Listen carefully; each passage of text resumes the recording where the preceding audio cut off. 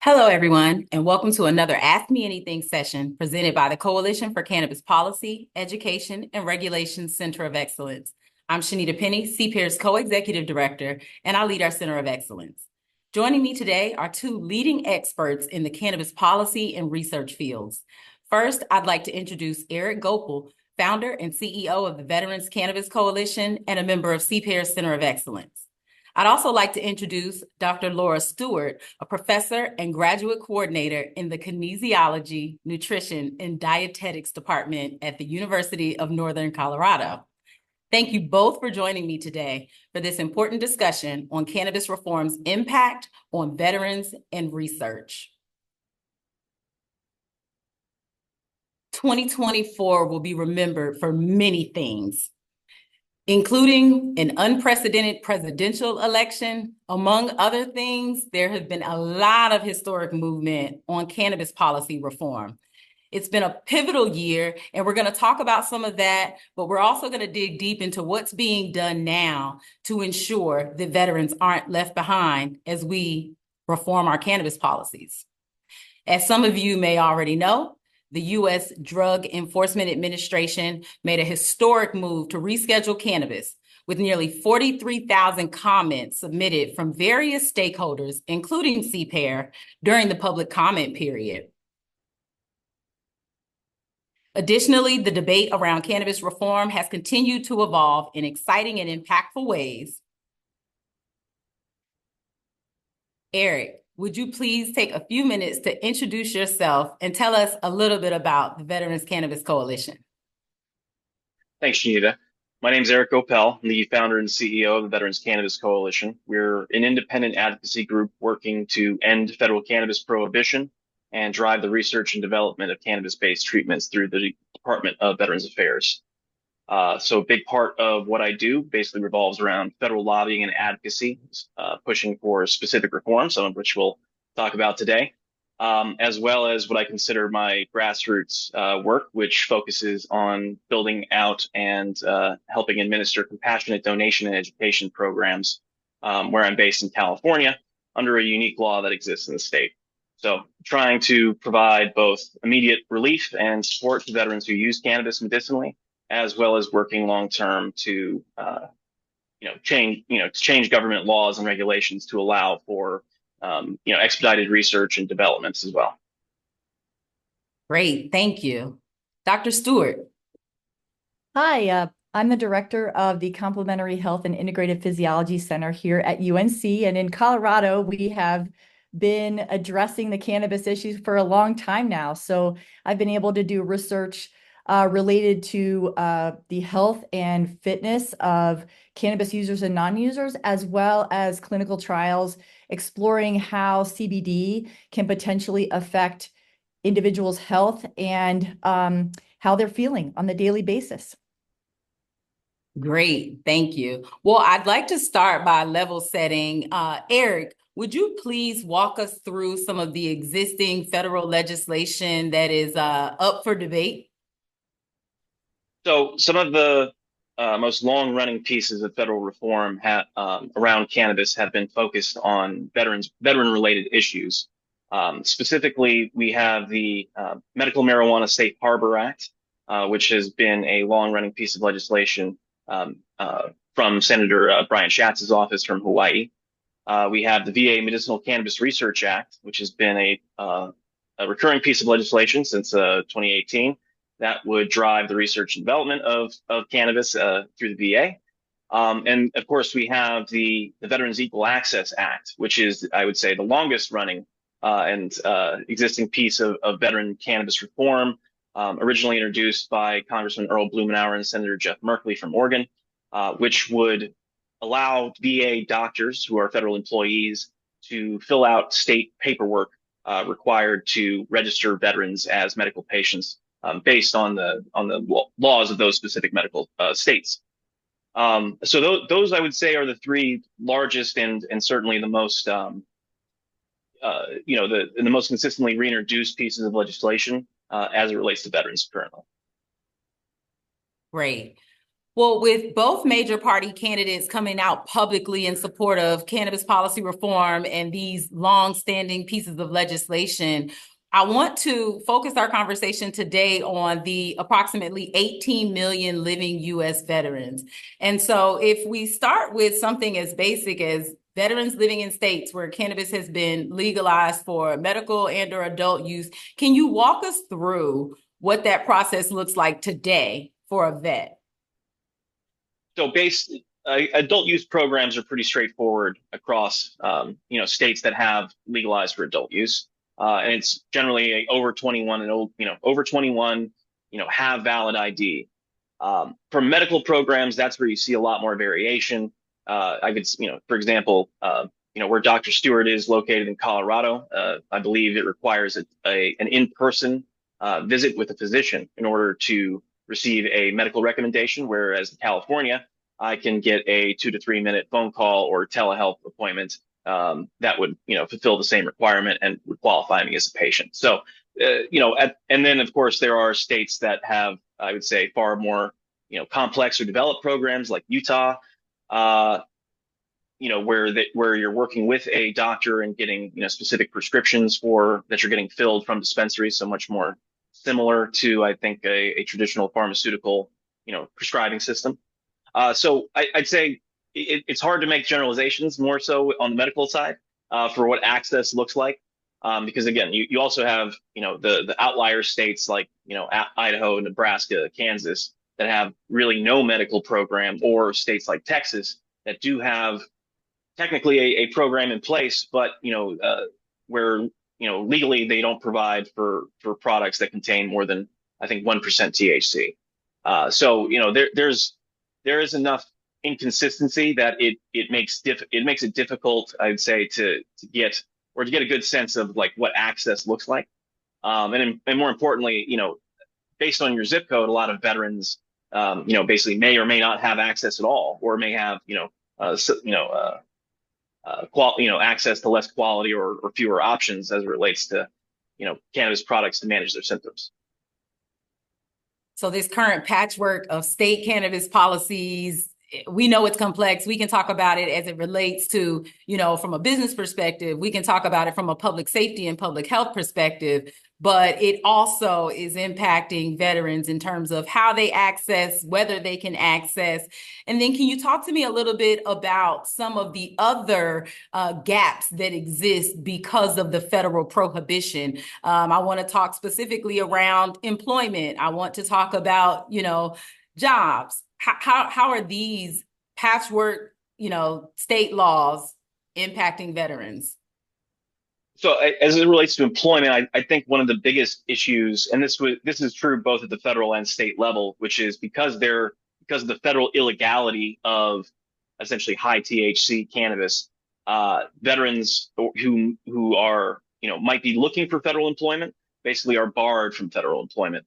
Oh, and depending on the state that they live in, again, the veteran in Texas versus a veteran in California have very different levels of legal access. Now, no veteran has access to cannabis through, traditional healthcare, like the VA, beyond, the FDA approved cannabinoid drugs. And because of this, patchwork, it creates a lot of legal jeopardy where, and I would relate this more back to especially federal employment, where, I might be in a position where I find cannabis is very useful in managing my service-connected disabilities and illnesses, but I cannot, be honest in seeking federal employment, and reveal and basically self-disclose my cannabis use because the federal government sees that as an illicit activity on my part. And when you consider how many veterans are in federal employ, and in particular the Department of Defense, how many veterans have, very valuable and hard to replicate, skills and experience, in particular in the national security state. I think you start to see that, well, perhaps, this isn't the right approach if we're barring people that are, otherwise honorably serving just because they're choosing, a medicine that the federal government doesn't really like or, treats in this kind of, arbitrary way. Well, you walked us through some of the vet-specific legislation, and I'll just add one more. The States Act was introduced in the 115th Congress, reintroduced last year by Representative Joyce. Let's talk a little bit about how that might benefit vets. So, I think there's a kind of split in advocacy between, what's possible and what do we ultimately want, legalization to look like and what do we want it to accomplish. I think in the current political environment, I think there's a need, and I think the States Act fulfills that need of providing an intermediary step or perhaps, a stepping stone for many, moderate or conservative members of Congress, including the House, in particular in the Senate, in finding a way to grapple with what legalization means, at least at the state level, and to get the federal government at bare minimum out of the way of, of state, prerogatives around legalization. Because I think it's important, to maintain that state protections, because again, a lot of veterans, that is our medical access is through our state medical or adult use programs. And, I don't think that there's any chance, that there's very little chance of the federal government kind of going back. We're not putting that cat back in the bag here, but at the same time, we can, there is the much more likely scenario where cannabis remains quasi legal. And so we still have these big gaps and shortfalls, in access and employment and, all these other critical aspects of, health and well-being that, veterans as a population that deals with the federal government, I think on a level almost no other population really deals with the federal government because they're the direct provider of our healthcare and many of our benefits for millions of us. That tension, I think, is only going to be resolved through ultimately, descheduling and full legalization. But how do we get there? I think the States Act provides a great bridge to that point. Sorry. I love that. I love the way you describe that as a great bridge. The States Act 2.0 does, in fact, allow veterans in legal states to use cannabis and, more importantly, to use cannabis without losing their benefits, okay? So we are definitely moving in a direction that would start to close that gap, not only for other consumers and, employees, but for veterans specifically. The other thing that the States Act does is actually break through the red tape and allow research to be conducted on the actual cannabis that consumers are using today. So on that note, I want to flip over to you, Dr. Stewart, and ask you a little bit about some of the research that you're doing today. All right. Do you want me to give you a little summary of what we've done so far?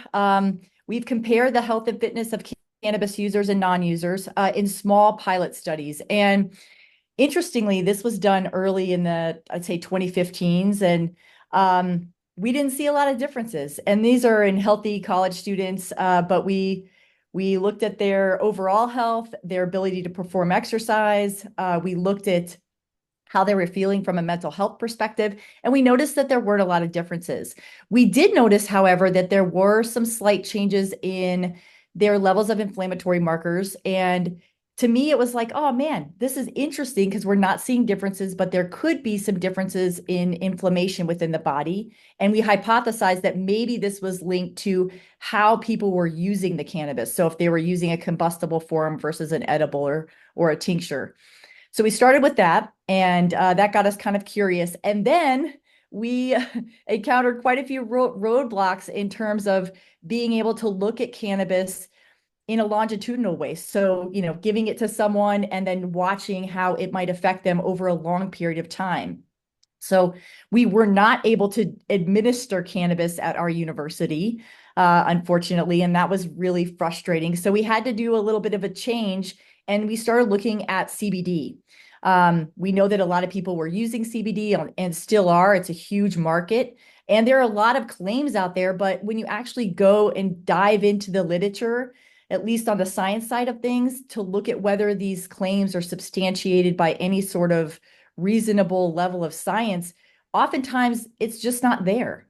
And so we started looking at whether or not low doses of CBD that were taken daily over the course of about 8 weeks would affect the same types of outcomes. So overall health, immune function, ability to perform exercise, sleep, physical activity, outcomes related to that. And we found that even though there are a lot of people out there recommending that people take low doses of CBD daily to help kind of maintain their health, we didn't see a lot of changes in either direction. So this is just another good example of where there's a lot of marketing to all these individuals and not a lot of science to support it. So we continue to stay pretty open-minded in terms of what cannabis can and can't do to the body. And we're just trying to figure out what those things are. And it's just hard to explore. So that's a little summary of what we've got going on right now. Thank you. Yeah. Eric, we got a question for you. What are the biggest challenges to ensuring veterans have real access to cannabis medicine through the VA and/or private healthcare? Well, I think there needs to be some definition of what an insurable form of cannabis medicine beyond like Epidiolex and Dronabinol, essentially the existing FDA approved drugs, right? Like we have FDA approved cannabinoid drugs on the shelf. Mm-hmm. If we're talking about, so veterans at least notionally have access to that.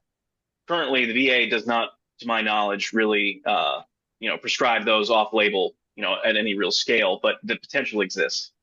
If we're looking at how do we expand access to non-FDA approved forms of cannabis, then it is figuring out what a definition, basically coming up with a definition of what that non-FDA approved medicinal version looks like. I'd love for cannabis flower to be included in that, but I can see a lot of scenarios where that's not necessarily a possibility. But essentially it comes to cost. So cost and physical access. I think a great but a great example of what could be done would be Veterans Affairs Canada has been operating a cannabis for medical purposes reimbursement program since 2011. It currently serves about 25,000 veterans in Canada, and on average, those veterans are able to draw up to 3 grams a day of flower or equivalent from the legal market. They register with a legal provider. That provider then basically sends them in a mailbox a 30-day supply of their cannabis, and then bills the federal government, which in that is about as simple and straightforward as a process I could hope for and or imagine. And it is something it is a model that we're definitely going to be talking about in Congress. That we're going forward certainly, but that I would say that would be something that would look like how you could achieve access with non-FDA approved cannabinoids in the kind of legal adult use market that currently exists. But you do have to come up with some kind of definition of like what is an acceptable, insurable or reimbursable form of cannabis. I don't know how familiar you are with some of the workers' comp situations that have occurred in legal states, but do you see that as kind of a stepping stone or at least a starter as we talk about this conversation as it relates to the state markets today?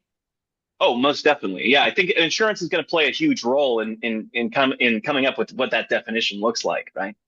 If insurers come together and say, based on our conversations with health professionals and researchers, these are the categories of cannabinoid products, that might be available in the legal market without a prescription that we would consider covering, through insurance, right? Something along those lines, right? And I think workers' comp kind of plays into that because it does recognize that there is medical use, very well accepted medical use in every state that has an adult use market, right? Has previously established that there's a medical need and demand essentially for cannabis.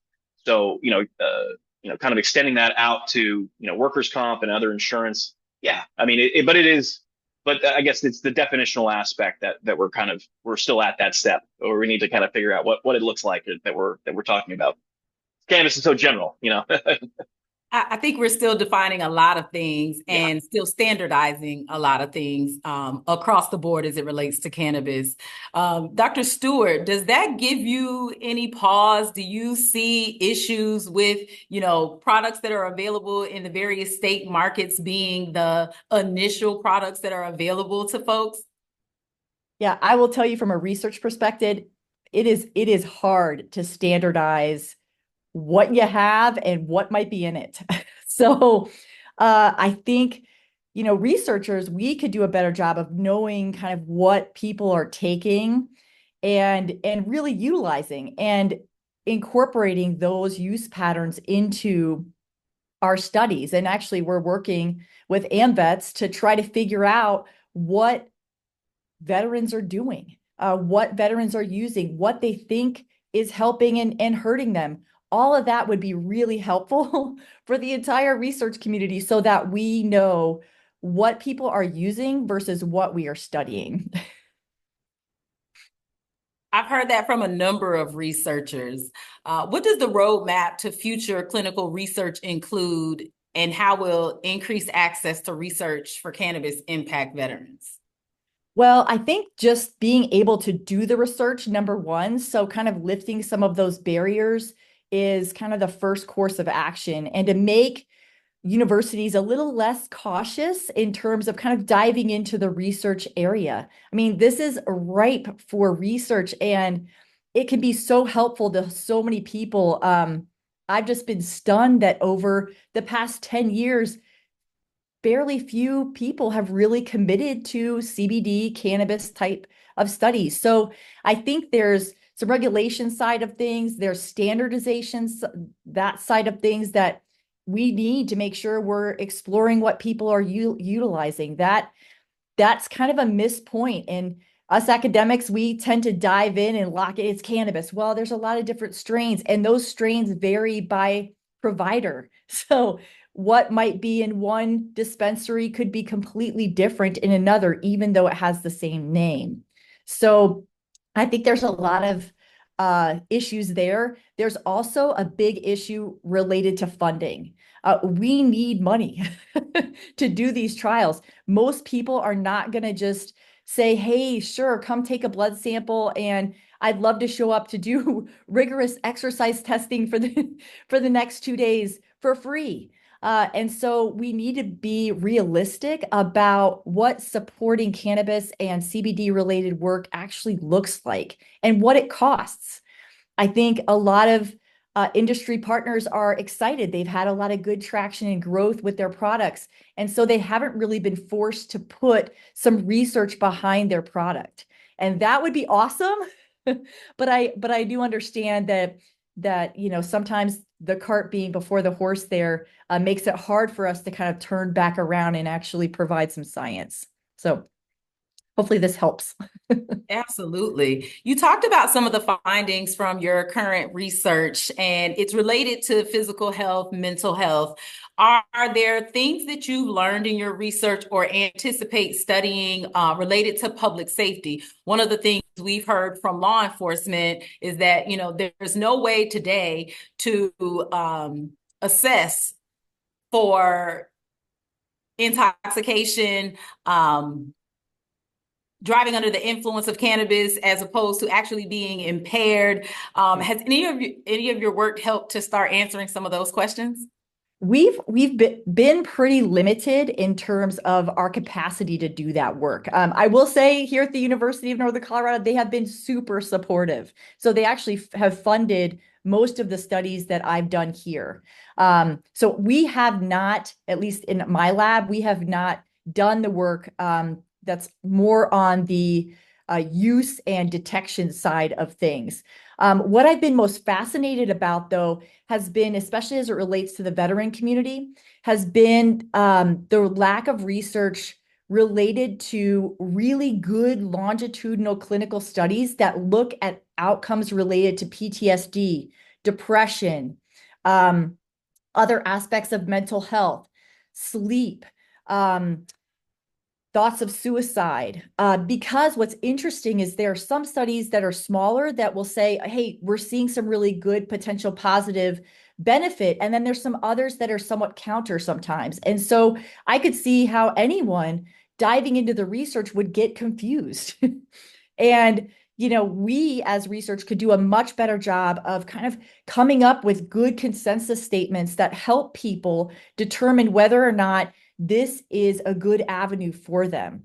And that's kind of my stance on that, because there's just so much exciting small findings, and we have some larger clinical trials that are out there, but it's just not what it should be given the potential for cannabis to be helpful to people. So that's where I'm at. So we know, like a lot of things, especially as it relates to cannabis advocacy, funding is critical. You've had a lot of support from your university. You're in the first adult use market in the country. What are some of the limitations outside of funding that you currently face? Okay, well, there's more. I would say getting a good, solid product to intervene with.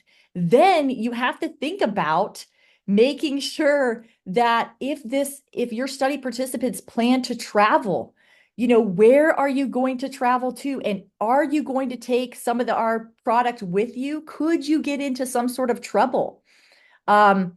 Especially if they're going out of the country. I mean, obviously we wouldn't want anyone to get into a situation where they've got something that's banned in a country, but there are even states that have differing thoughts and rules related to things like CBD.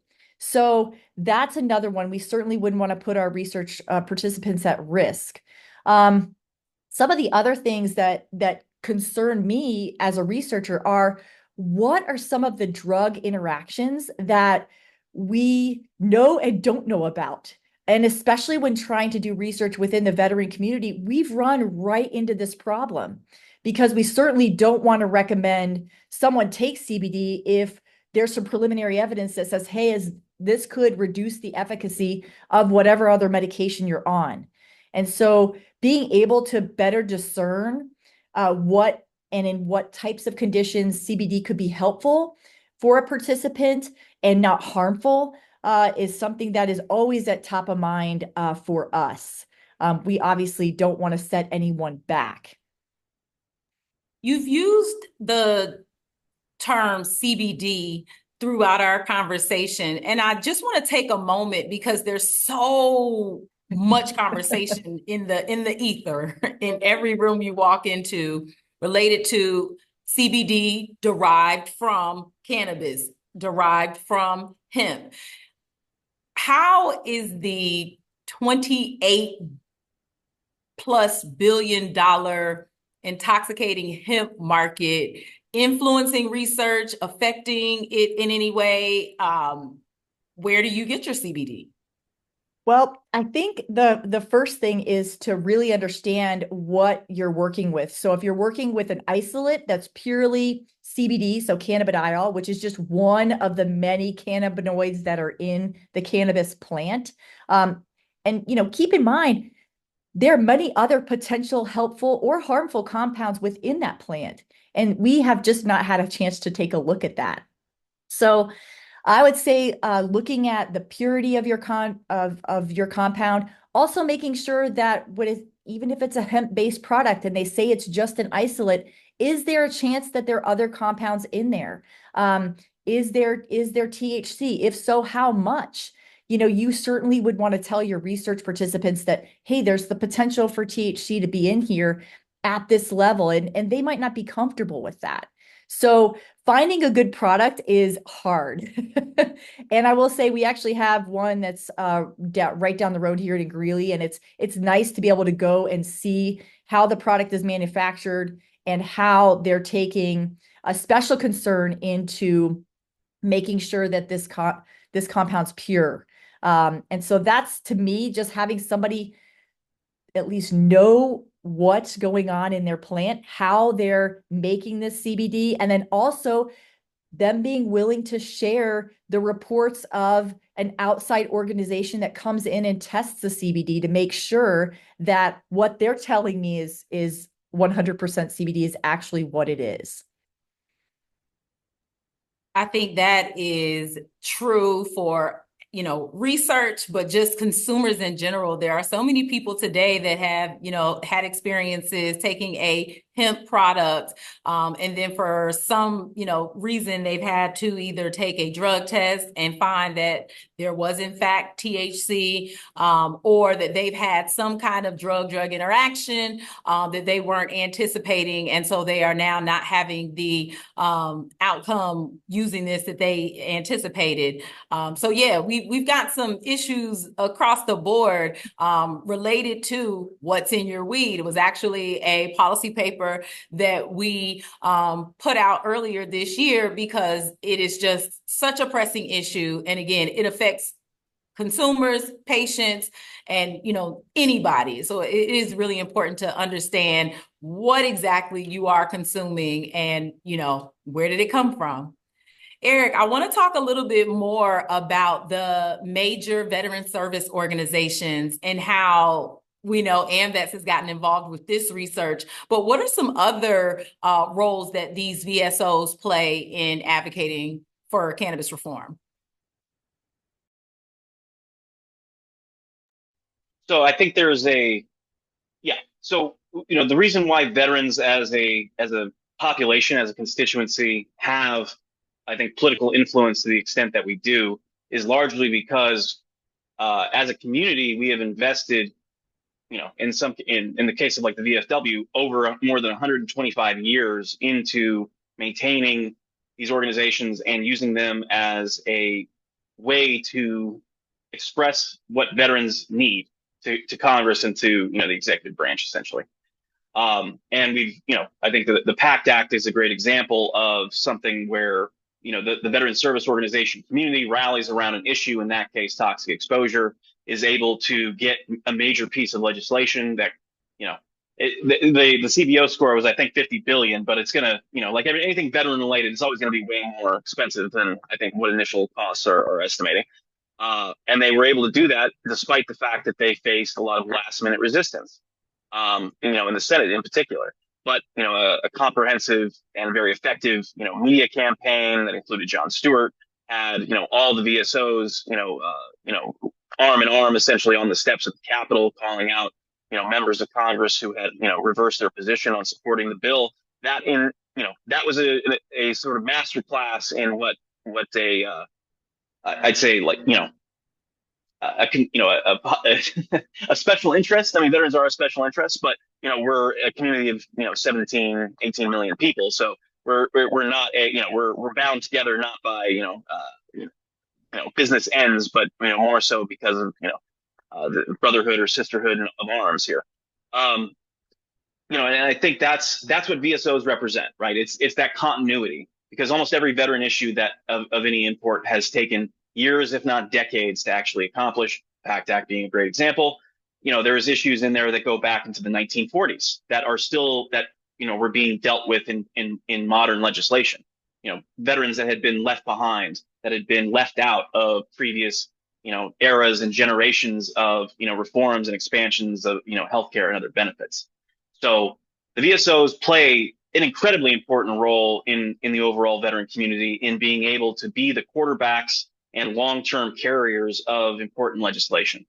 I think, as within regards to cannabis, I think we're a major stakeholder. We're not the only stakeholder by any means, but because of our political influence and because of the fact we have this track record of success in being able to help push major legislation, I think VSOs need to be engaged. And I think where AMVETS are doing, I know Disabled American Veterans, DAV, the VFW, Veterans of Foreign Wars, like they're very strongly in favor of additional research. I should say that also includes the American Legion. Obviously, I'd like to see more. I'd love to see them take a stronger position. AMVETS, which you mentioned, does have a resolution on the books supporting descheduling and pretty broad reform, which puts them, I would say, in the lead. But that being said, it's not enough for just one VSO to take that position. It needs to be a unified position across the veteran community, because that's where our strength lies, is in unity of action. Totally agree.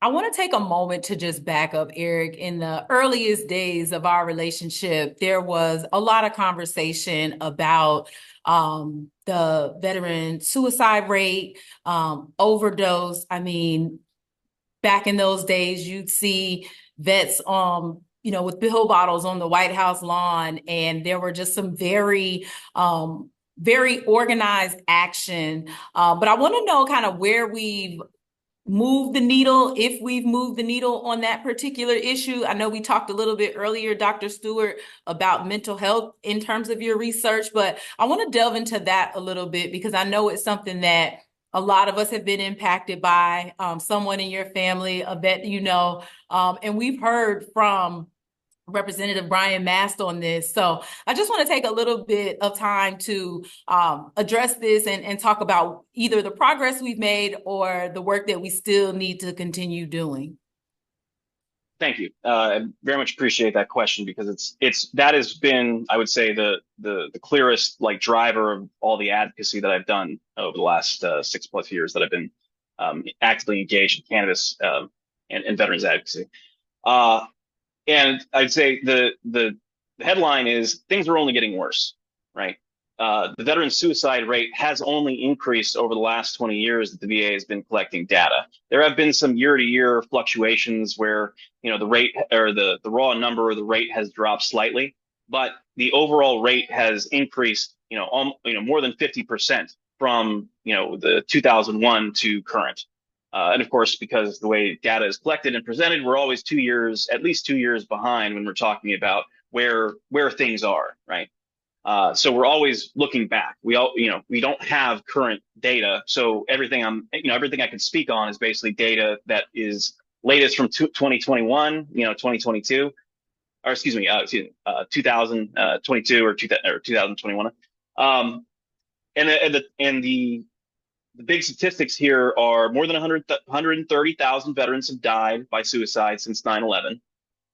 Veteran overdose rates, which are barely addressed in Congress or in the general media, I would say, those have increased at raw rate more than 50% over the last 10 years. Opioid-related overdoses among veterans have increased 90% in the last 10 years. In that same time frame, the VA has touted the fact that it has cut opioid prescribing by 65% across the enterprise. So, and again, also in that same time frame, we have this increasing veteran suicide. So overdose is getting worse, suicide is getting worse. One of the primary VA interventions to reduce veteran suicide and overdose risk, cutting opioid prescribing, has seemingly only made things worse. And the VA is, not, I would argue, not doing much of anything to really improve access to, pain control, which is a major issue in both suicide and overdose. Unmanaged pain, uncontrolled pain, and veterans who often have very severe, complex, and co-occurring, medical conditions are often, again, say we're the canary in the coal mine, right? We were at the forefront of pointing out how many of us were dying from prescription medicine complications, polypharmacy, overdoses, suicides, and the general population has just followed along with us. We're still, of course, it still affects veterans much more acutely, but the fact is that maybe it plays less these days because, to your point, one in three Americans know someone who has died of overdose. Right? That's such a staggering statistic that we're losing more than 100,000 people a year to fatal overdose, and that we cannot embrace what, in my mind, is staring us in the face. So, yeah, it's obviously a complex issue, but it's not something that is getting better. I'd say the solutions are, what we're talking about today, right? We need to be able to develop research and to develop new drugs and new, treatments that are more effective than what we are currently able to provide. Totally. Dr. Stewart, did you want to add anything to that? Oh man, I think I think what makes me most frustrated is that there are some comparison studies out there, especially with simple studies like public speaking and comparing it to existing anti-anxiety medications, and it's showing that there's the potential for cannabis and cannabis related products to provide relief, but without a lot of those dependency related side effects. Now, that's not to say it's like a miracle drug, but I think not fully exploring the question is a disservice to everyone. So no matter what side you're on in terms of cannabis use or non-use, I still think it's worth examining and worth providing. If so many people are using it, what's going on? Why are they using it? And then is that a good use of their time, their money, their energy, all of that? And we just can't provide support to people who want to choose this because we don't have the science. And that to me is the most frustrating and kind of sad part of where we're at. I agree. I agree.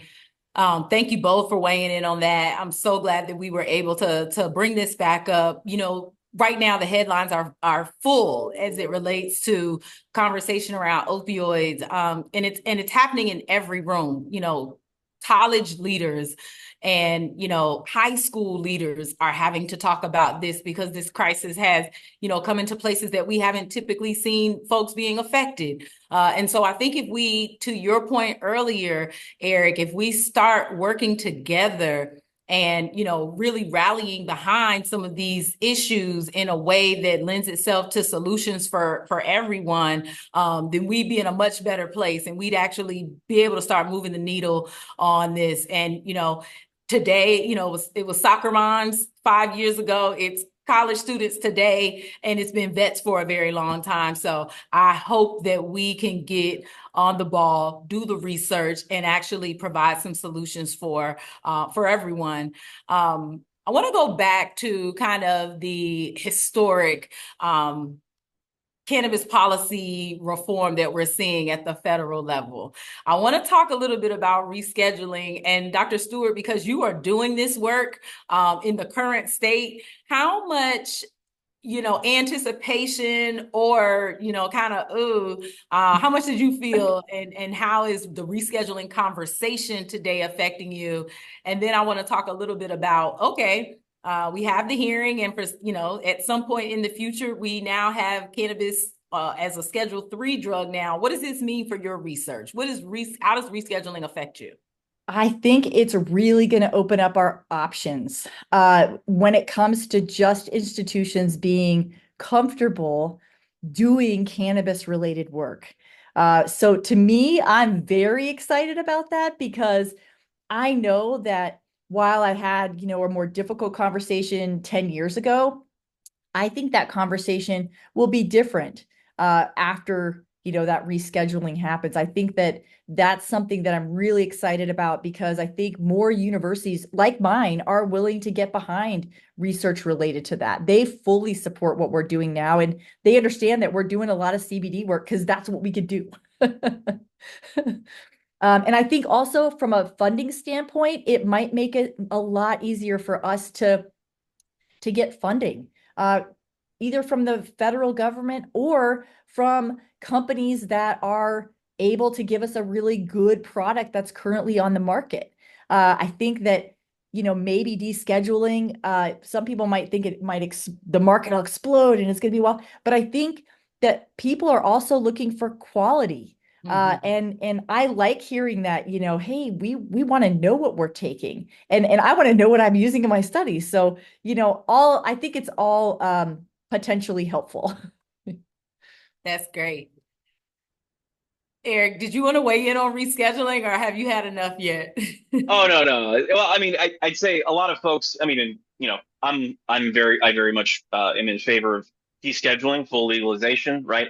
I see rescheduling as it's barely, I'd say it's a little bit above a lateral step from where we currently are. There are some, important changes that would occur, as someone who works in like the nonprofit space, for example.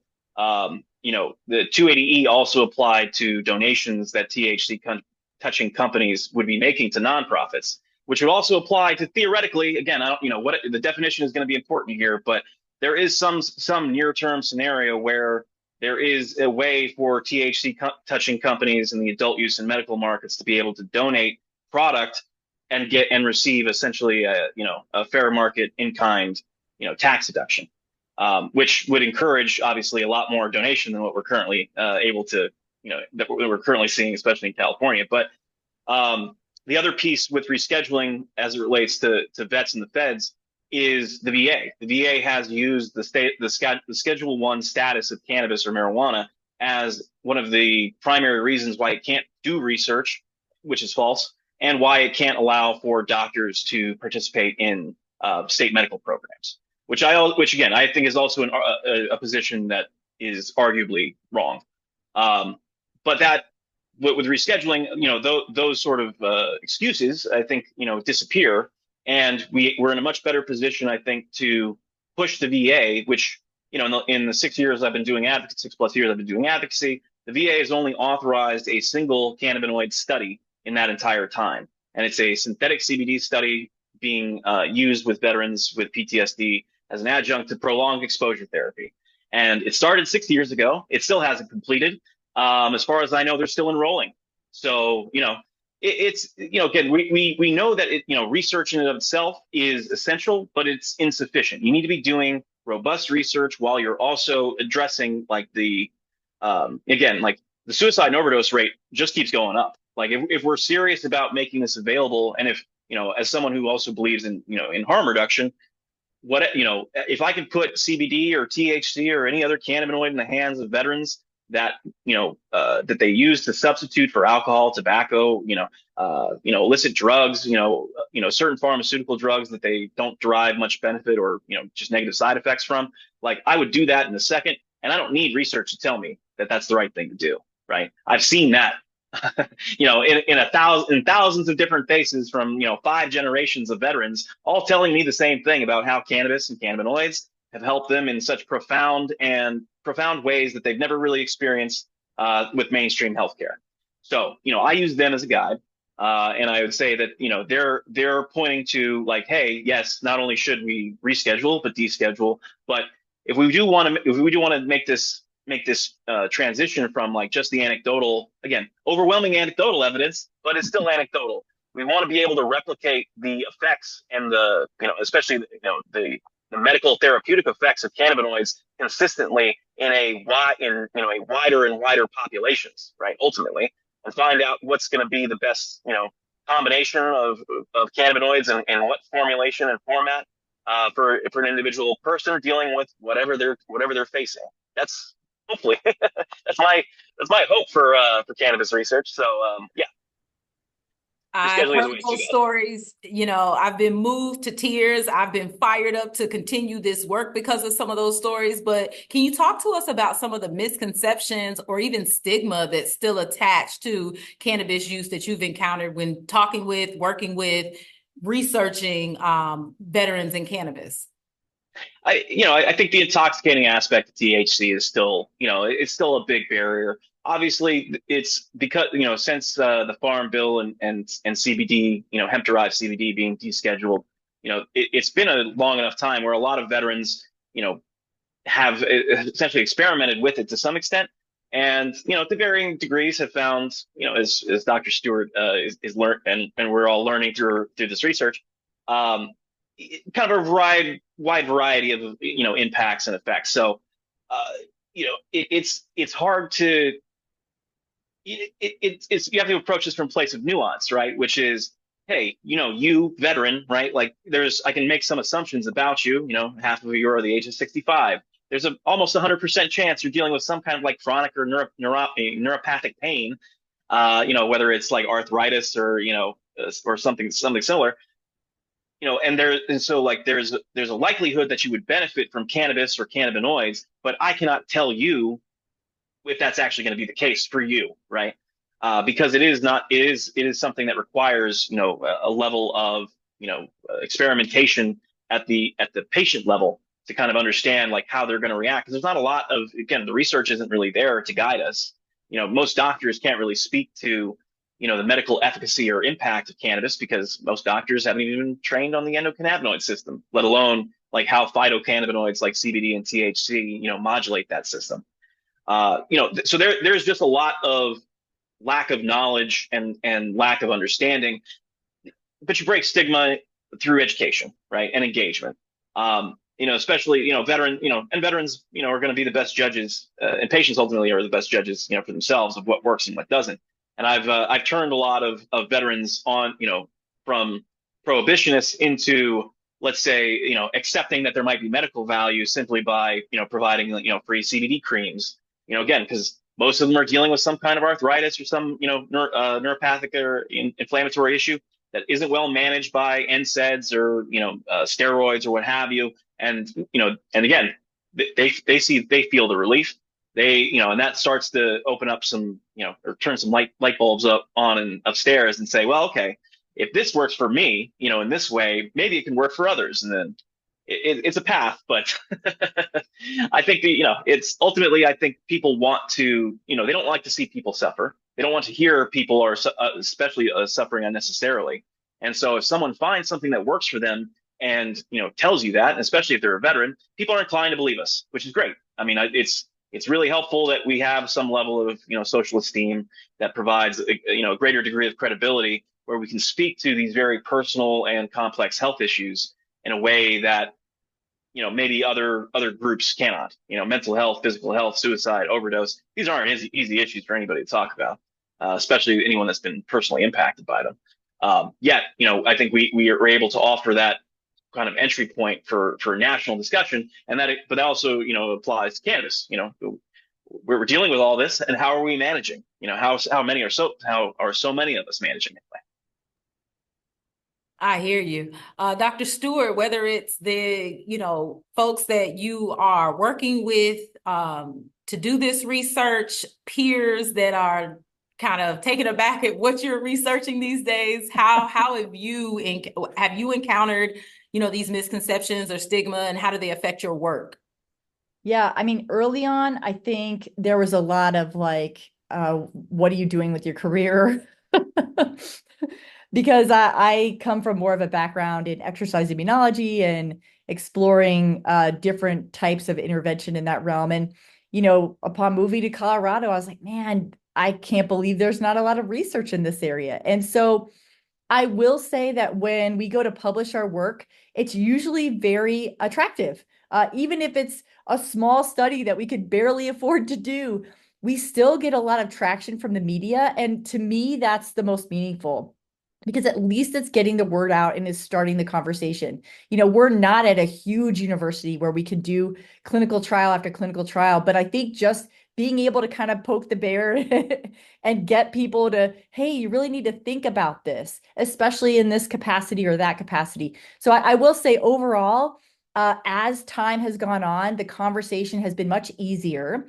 And there's even a little bit of enthusiasm about our work. So I'm excited for the future. I think as we continue to have conversations like this, it's just going to make people more curious, and hopefully the right people who want to do the work and do the advocacy so that we can get some good answers out there for everyone. That's amazing. I appreciate you taking that on as not a researcher, but even just getting into the cannabis space, professionally. I face some of that same, what are you doing? Have you thought about your career, your reputation? So, it does take a lot to put all that aside and to go into this fearlessly and to lead the way. And I'm so glad that you're getting the positive press and attention. And I'd love for you to tell folks how they can get involved, whether that's, participating in the research, helping to fund it. Take a few minutes to just, tell people how they can help you. Oh man, the first thing you could do is just get involved with research studies. So even if it's not something you want to dive in and start, assessing research articles, you can be a participant.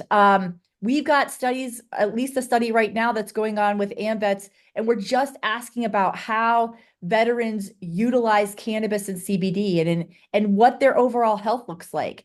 Just providing a glimpse of what's going on in the real world is so helpful to us researchers. So I'd say that's number one. Number two, I think keep the conversation going. When you start hearing a lot of anecdotal reports about, here, this is how this affected me, do the follow-up. See if there's any research that supports what they're saying, because sometimes you might have a gut response like, oh, there's no way it could do that, or there's no way that this could be a negative or a positive. instead take pause and go and actually look to see if there's been any research done in that area. And my hope is by making it a little less political and a little more health related, and overall, this is what's going to benefit us as a population related, that might help increase the conversation around cannabis and cannabis products. So I would just appreciate it if people wouldn't shut people down when they're trying to talk about their cannabis use and how maybe beneficial or harmful it is. Just hear them out and try to get that information and see if there's any studies, and then demand that those studies are done. So if you're curious about something, you can't sit back and complain if you're not advocating for more research in the area. I love it. I love it. I appreciate your enthusiasm and I look forward to supporting. Eric, before we wrap this thing up, where would you like to see, and you can, take this in any direction you want, what would you like to see from the next president? What would you like to see in terms of research specific to vets? Given all that we know today, and we know that there's so much more that we need to know, kind of where would you like to see, this work? Cannabis policy reform research in the next 5 years? Well, I mean, let's hope we can get to descheduling. But let's say we don't, and we're still working on this 5 years from now. So, in that meantime, you can get research completed in 5 years. I mean, it's not easy, but it is certainly possible. And the VA, as the nation's largest healthcare system with a $370 billion budget, employing 440,000 plus people, right, has the capacity, the capability, and the resources to be the national leader on cannabis research, as it should be. It is also talks about third mission, which is it's the nation's backup healthcare system, right? So if there's any federal entity that should be taking the lead on cannabis research, which has all of the necessary means to do it well, it is the VA. So I would love to see, especially post rescheduling, the VA drop its resistance to this and embrace cannabis like it strangely enough has embraced psychedelics, which again are Schedule I drugs in many cases. And I would argue with far less research around the efficacy. And, in particular, when we're talking, Dr. Stewart's talking about cannabinoids, right? We're talking about 100 plus compounds here. CBD, THC, CBG are maybe the primary three, but there's so much potential there. And if we're serious about, cancer research or anything else, any of these long-standing, health, public health crises or challenges that have presented themselves over the years, like I feel like there's a cannabinoid tool that can improve any one of those challenges.